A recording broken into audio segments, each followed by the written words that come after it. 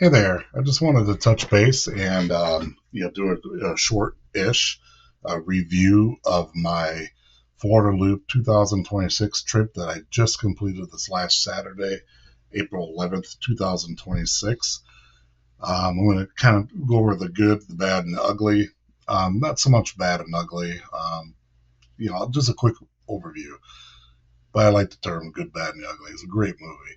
Anyways, so we'll start with the good. First off, it was a successful completion of the 2,261-mile motorcycle tour of Florida, which accomplished a couple of things. So one, it's another state off of my bucket list goal to have ridden a motorcycle in all 50 states before I become worm food.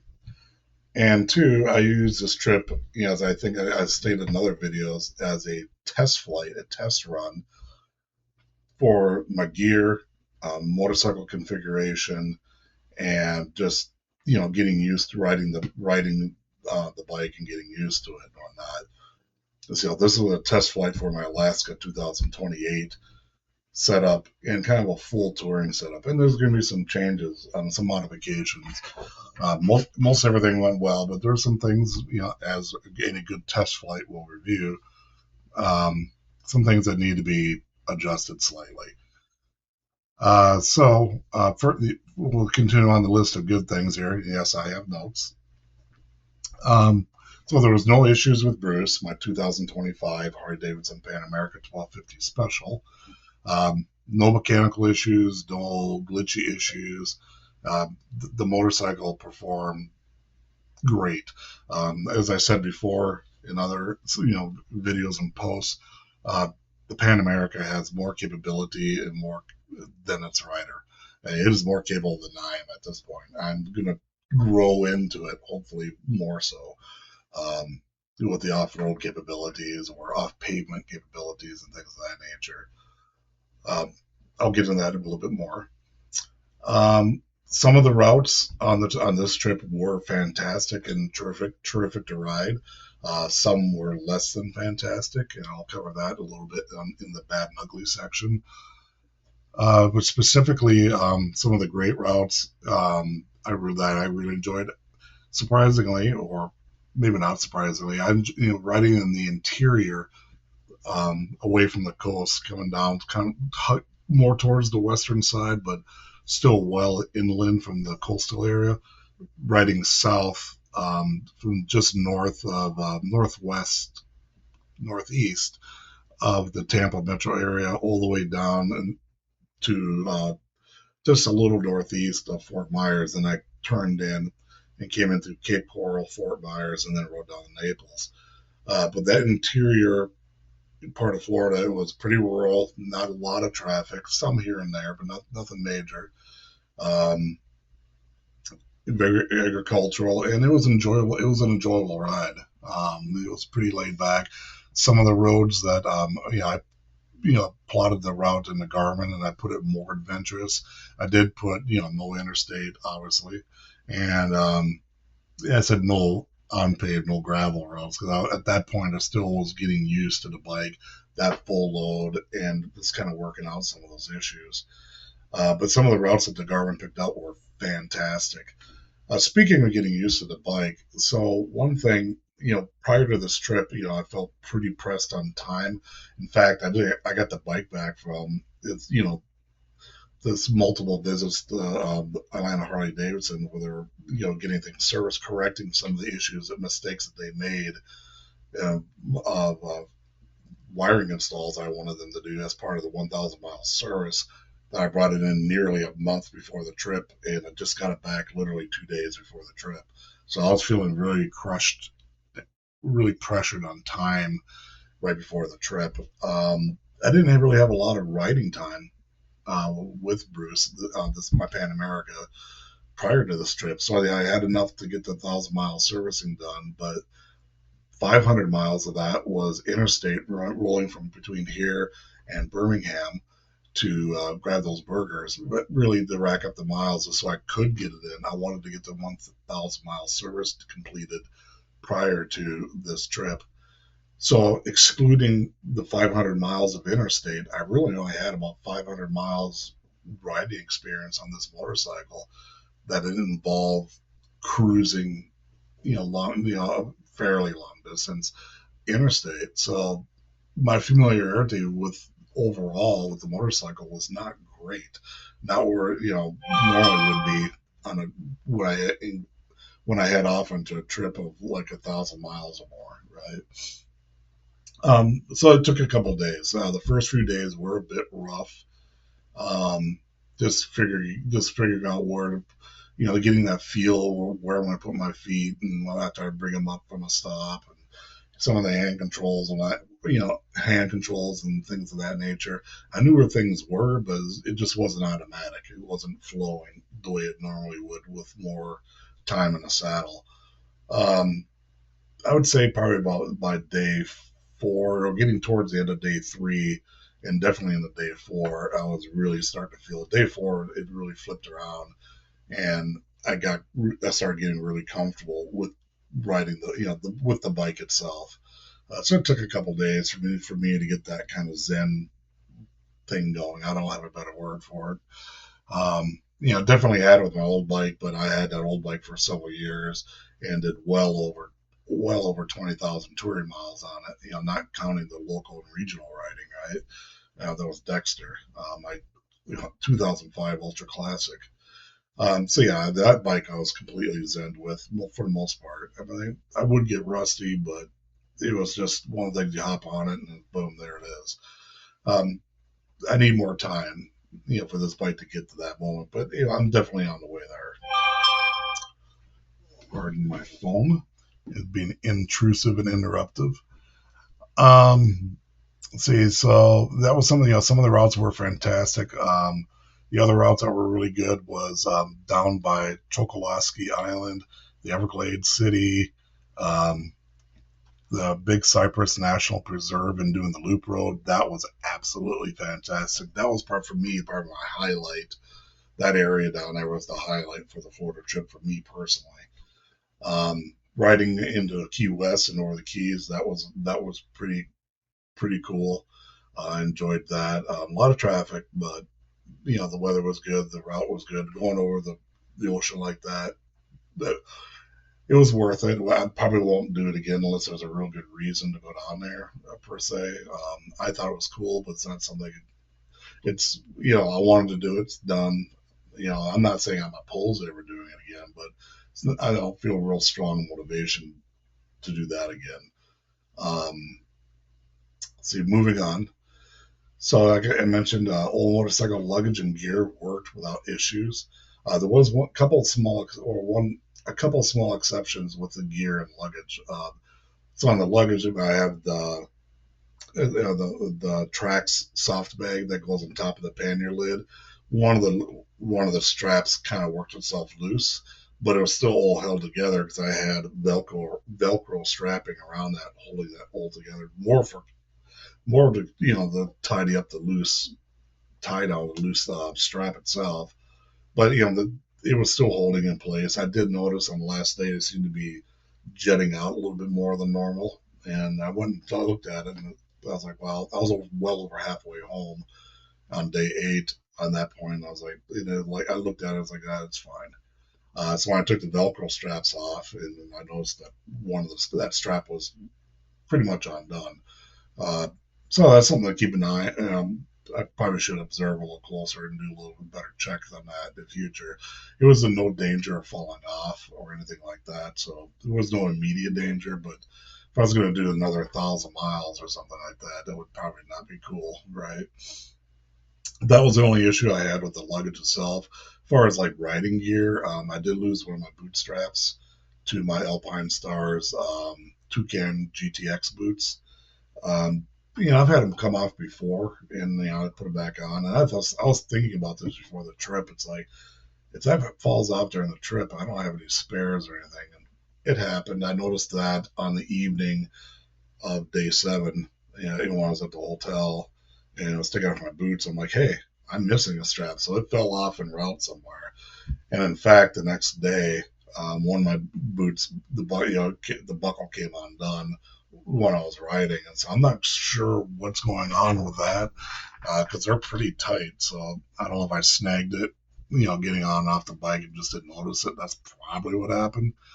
But I already have replacement straps ordered. I ordered them from Dennis Kirk. This is a convenient place to order them from. There's other places that have it. I ordered multiple sets, so I'll be packing spares going forward on future tours just to try to minimize that. Now, for riding on the road, it wasn't terrible. I mean, the boot was still secured. Obviously, it's something on, during a crash, that's probably not too cool. It's not going to hold together. And definitely for any off road or technical riding, that's probably also less than ideal. So we'll see what happens with all that going forward. I mean, they're pretty good boots. Maybe I got to change the configuration slightly with the straps. It's relatively new. I bought these boots in October, November, somewhere around there. I actually bought them before I bought the bike, so it would have been October. Um, so there might be still some things that I'm not doing spot on with that configuration. So another thing to learn. Those are the only two issues I had of all of my gear and equipment, riding gear, luggage, the motorcycle, what have you. Those are the only two issues on the 2,261-mile trip. So that's really good. That's pretty good. I mean, what's to complain about, really, right? Um, I'm sure I'll find something, though. I'm good at complaining. As mentioned, Chokoloskee Island, the Everglades City, and Big Cypress National Reserve were just absolutely fantastic. I really enjoyed riding the loop road.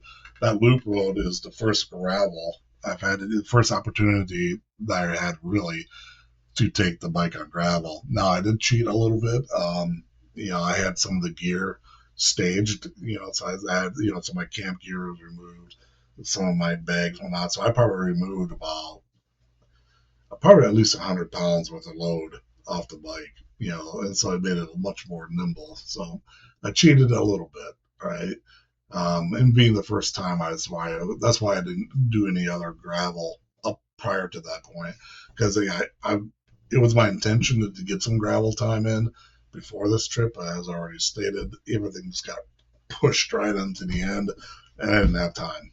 I didn't have time to do that. So my first gravel ride or first unpaved ride of any kind occurred on that road. And the road, for the most part, was in pretty good shape. There were some areas that was pretty sketchy right in the beginning. The first, I'd say, I don't know, maybe first 5-10 miles of it, something like that. It was washed out pretty bad because it's been, I'll get into that, the bad and the ugly, the weather. The weather the first half of the trip was craptacular. Um, just tons of rain. It's the first rain they've had in that whole region this whole year, and I brought the rain, so you're welcome.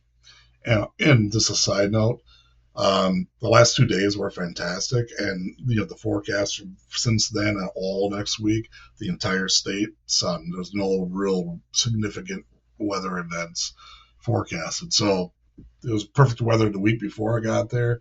Kind of crappy during the week when I was in Florida. Not completely, right, but for the most part, it was pretty. And the weather's gonna be fantastic after I left, so I'm sure there's some universe kicking the butt thing in there for that, but what have you. But yeah, the loop road, part of it's were washed out.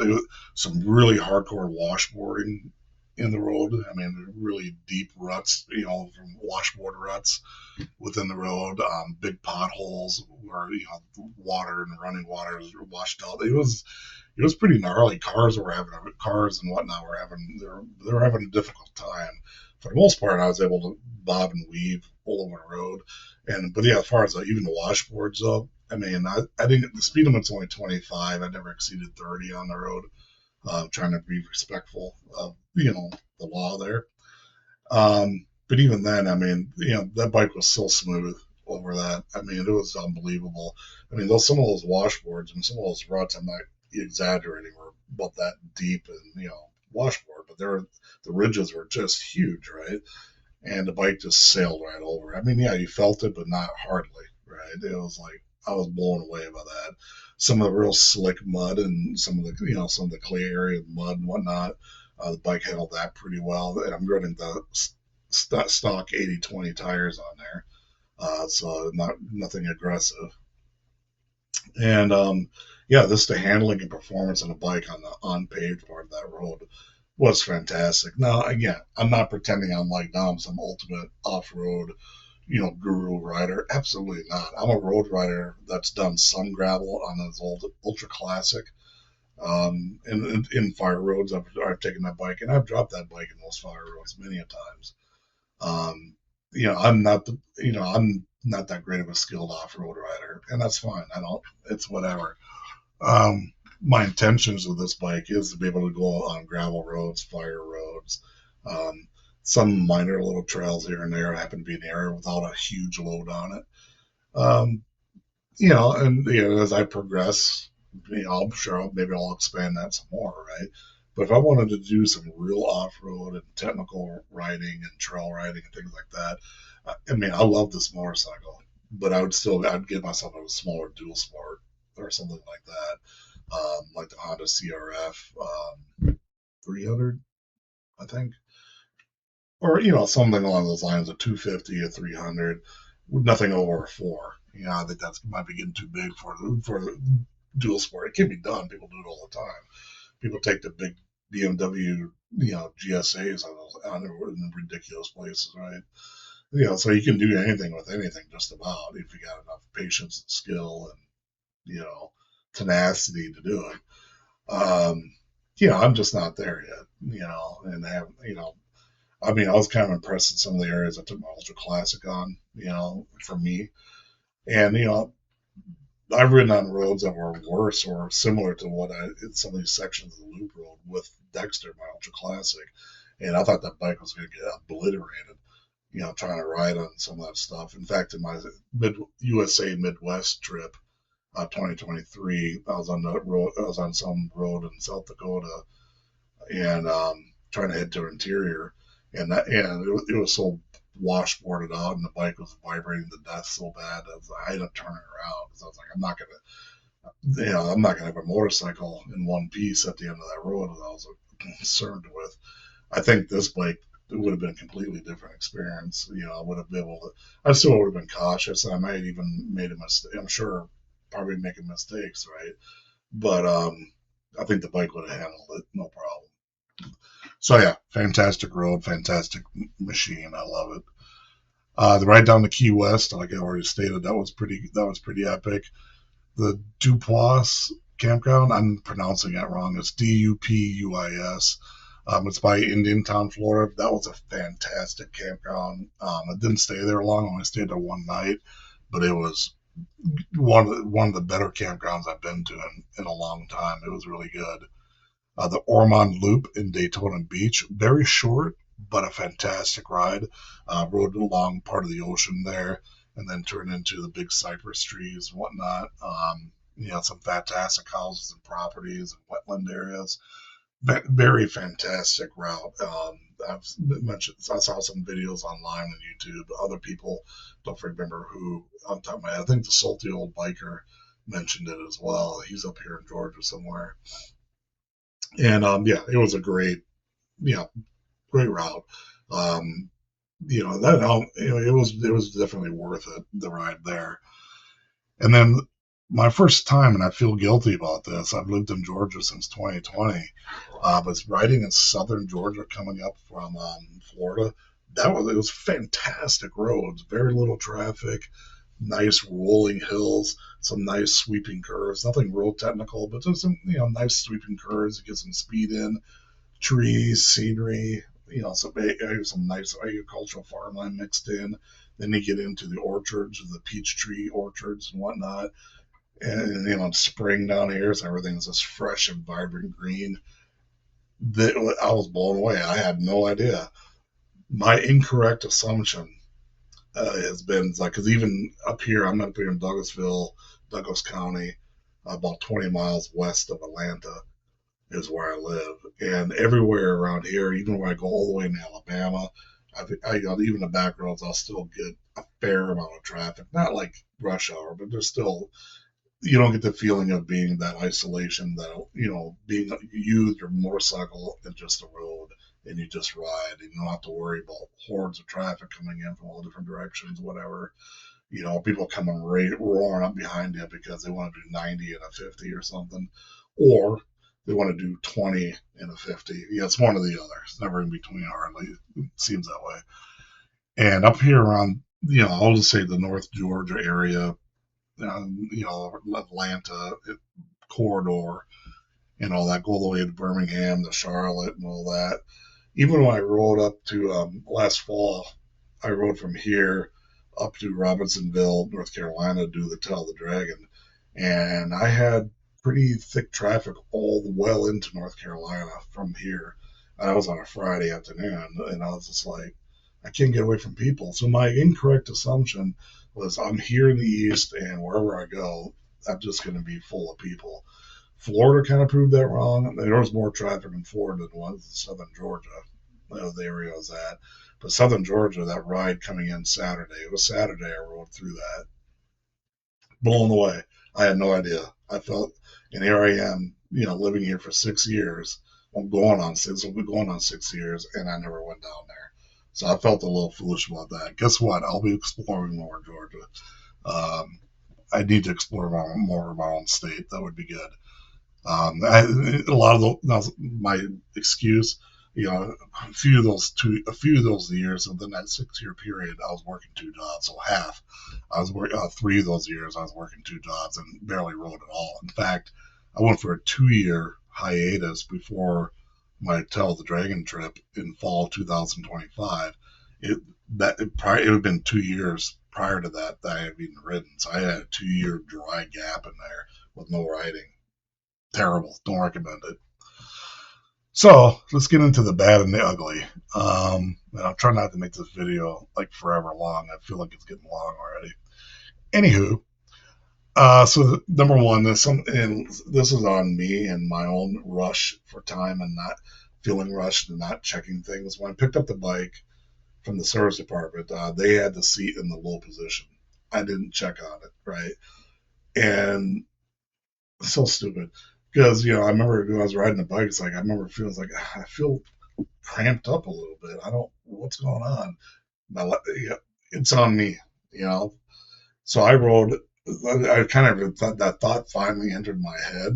Like on day three, it's like, well, maybe my seat's too darn low. Maybe my seat's not in my upper position. I'm not huge. I'm not crazy tall. I'm 6'0". with about a 32-inch inseam, but it's enough to where I was folded up. Now, to aggravate things, and this is also in the bad and ugly category. In 2017, August 2017, I had a motorcycle crash. It was fairly nasty. I broke my leg and messed up my hip and some other areas of the whole right side. Any crash that you can, I was going to say walk away from. Technically, I could walk away from that one, but any crash you come away from, just a minor maim that's a win. I mean, if you're going to crash, right? The alternatives can be worse. Um, so, you know, I was feeling it. I still have issues with some of my soft tissue, my sciatic nerve, some of the muscle areas around the hip, whatnot. If I'm cramped, if I'm folded up, it just gets brutal pretty quick. Left side, no problem. It can do that almost all day, right? My knees get a little sore when they're bent up like that, but that was after hours and hours. So yeah, it took me, so I was having a rough time, having to stop about every 2 hours or hour to hour and a half to 2 hours. The time interval was getting shorter as the trip progressed, right? I was having to take more frequent breaks. I was getting a little frustrated with that because I wasn't used to that with the Ultra Classic. I get in that thing. I mean, I had rode for 5 hours straight. But I typically would ride about 3.5 hours before I'd take a 15, 20 minute break and then go hit it again, right? I was not able to do that with this. And some of that, a big contributing factor of that, I believe, obviously, was the seat was down too low. And it was on day three, and I really became aware. It's like, I'm really folded up on this thing. I don't recall it being like that. And I was like, oh, dummy. You didn't check the seat, did you? And because of time constraints and traffic and weather and everything else, which I'll get into in a little second, I really didn't have time to stop and unload everything and configure that. And when I did stop, it was just get into a hotel room or whatever and try to recover as much time as possible so I could try to get some sleep because I was running way behind schedule. So I didn't fix it until the evening of day four, actually. So about half the trip I did it all crunched up. Second, and then yeah, it was immediately better, but I was still sore. In fact, I'm still a little bit sore. I think I did the damage.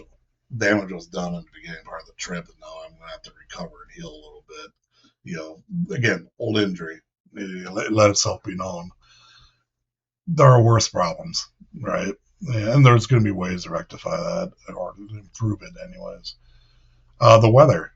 The weather was craptacular. From days four or from days 1 through 3, you know, lots of storms, lots of rain, especially day 3. The whole day was just storm after storm after storm and just getting pounded and wind. And there's a couple times it's a couple times I did seek refuge just because I was concerned, the intense lightning and wind gusts that were blowing in as storms would come rolling in. And I was like, whoa, no. And this bike is more susceptible to the wind than my Ultra Classic was. It catches it better. I mean, it was I wasn't any like it wasn't any risk of like going off the road, but it was a lot. My shoulders were killing me after a couple of days of the Florida wind. More on that in a minute. Um, I had rain right on the first day, and then when I got to camp down in Pensacola, there it was raining, so I waited a little bit for it to stop so I could set up camp. And then it cleared out then it would rain again. It cleared out again probably about midnight or so. Um, and then it started raining in about 5 in the morning and did that until about noon. Just heavy, heavy, heavy rain. And I was like, I was waiting it out. I was waiting out the rain because I didn't want to tear down camp right in the middle of the rain and all that. Yeah, I was getting to the point where I was like, I'm just gonna do it, right? But that started that put a big time lag in the rest of the trip, and I was playing catch up for days, and the weather didn't relent, and the traffic from Pensacola to Panama City was, oh my god, it was terrible. It didn't occur to me that we're still in spring break season in Florida, and you know, going through Pensacola, going through Destin, and all those other towns through there on the US 98.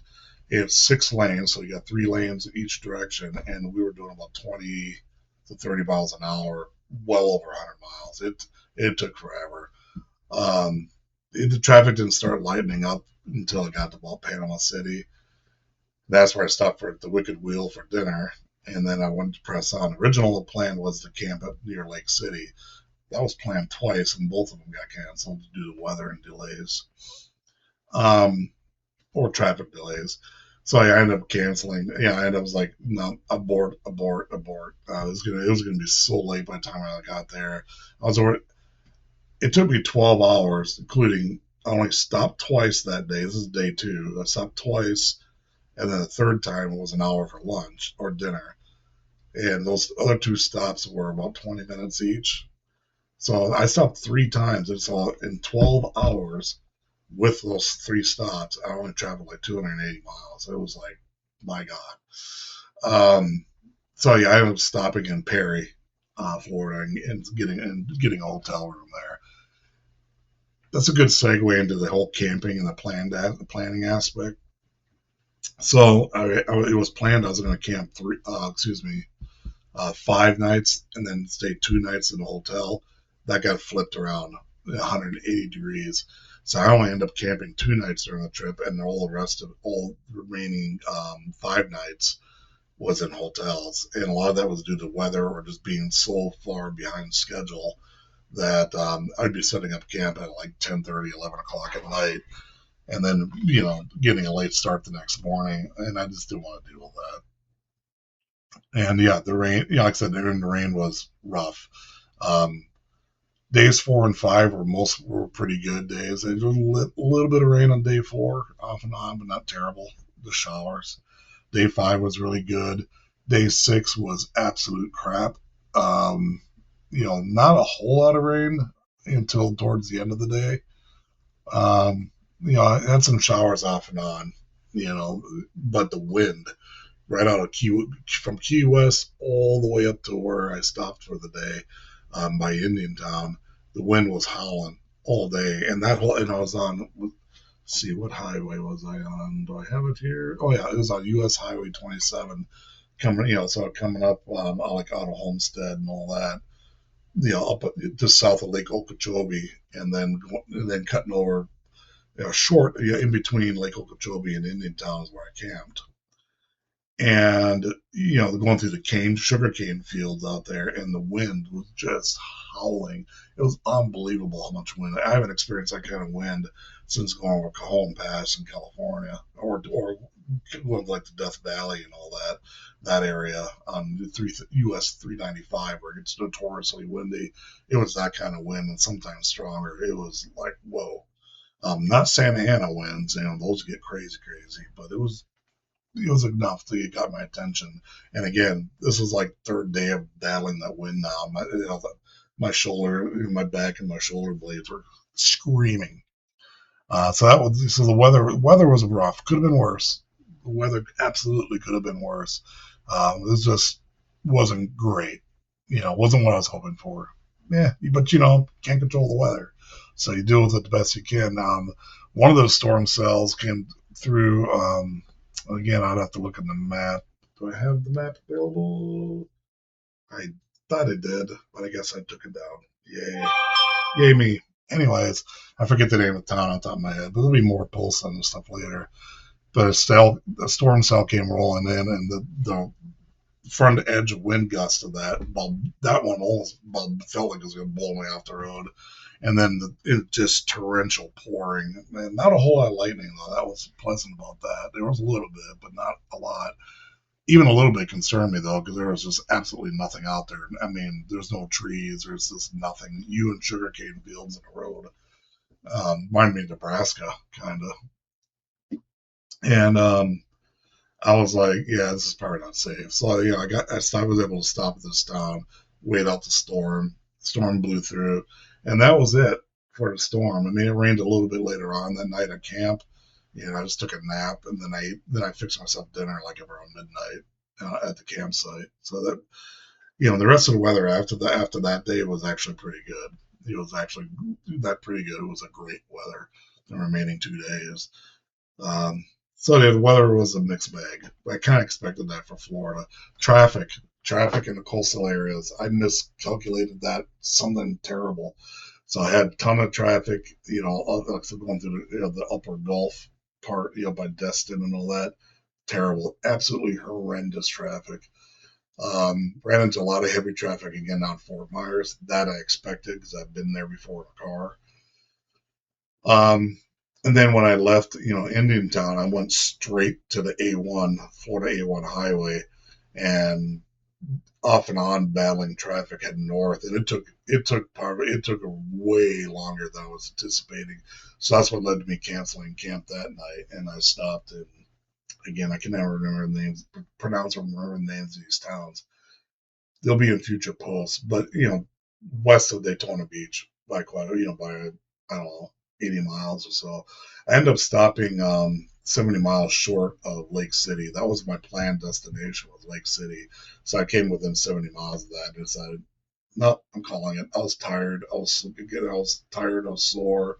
It was dark. Couldn't see that well, and just I was feeling kind of grumpy at that. I mean, not because the day was bad riding. I was just tired. And so I was like, nah, I'm just going to call it. And I ended up just tacking on those miles onto the last day. Already talked about the 2 nights of camping. Um, Finding food in small towns in Florida, and I'm sure other places, once you hit 9 o'clock, man, I mean, some of these towns aren't that small. I mean, they seem sizable, but everything was closed by 9. It was like, okay. So I ended up eating my camp food in my hotel room a couple nights there.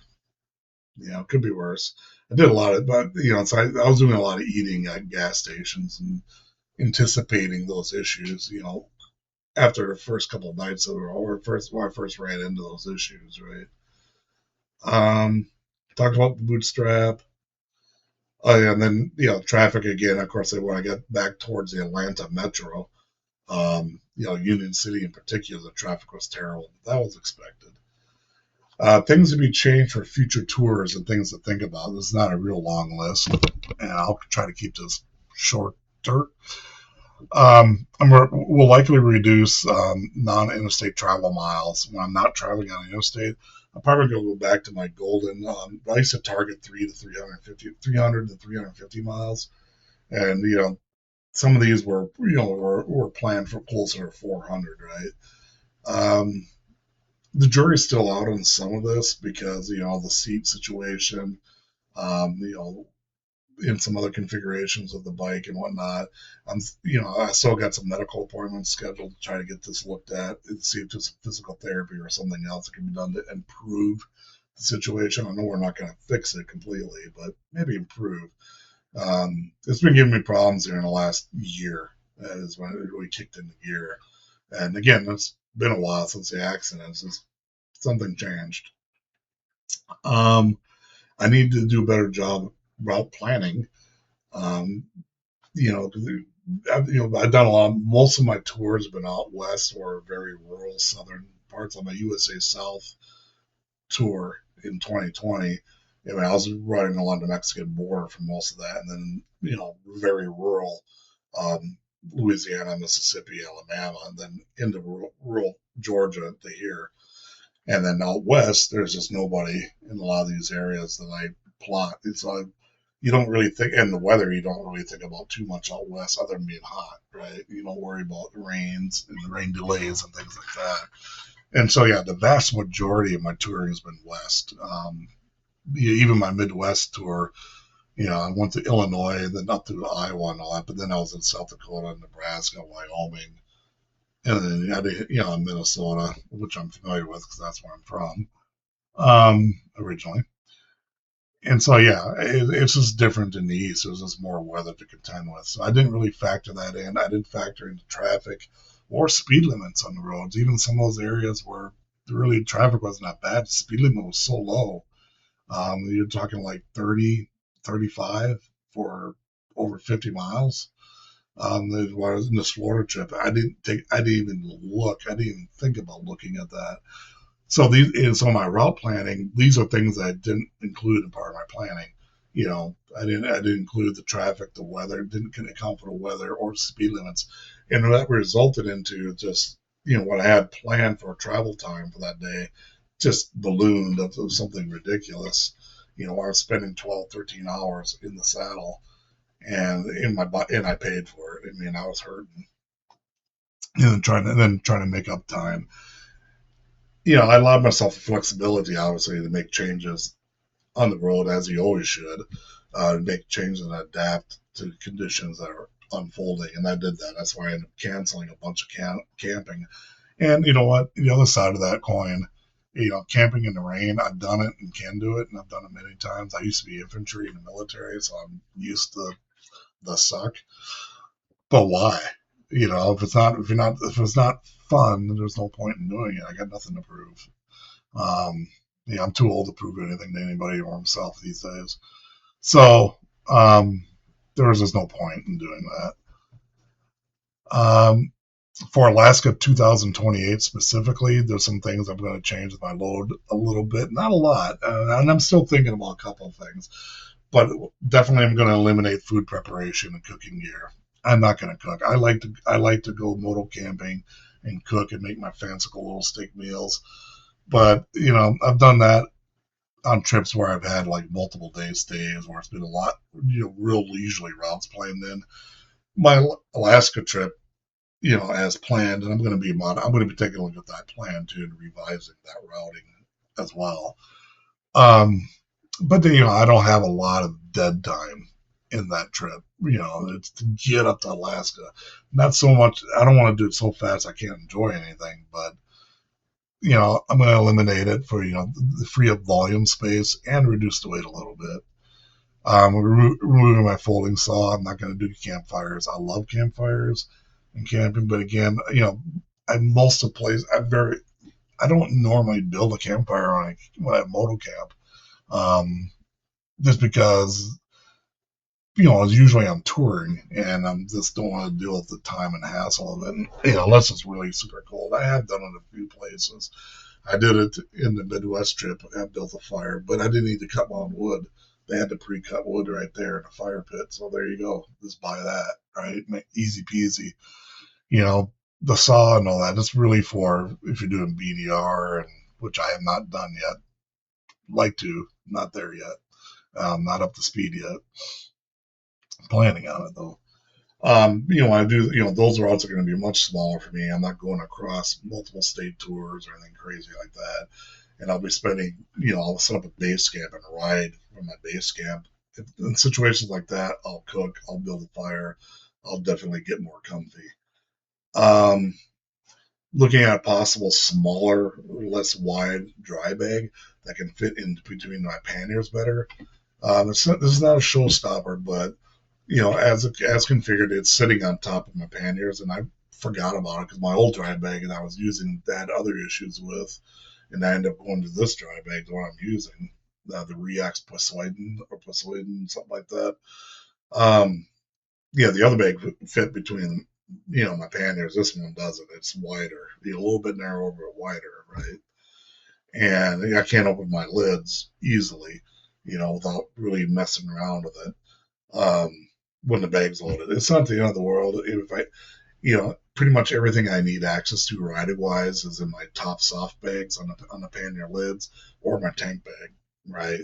And if I reduce the volume of some of the things I'm bringing overall, I can reduce the volume in my top case and use that for anything I need quick and accessible.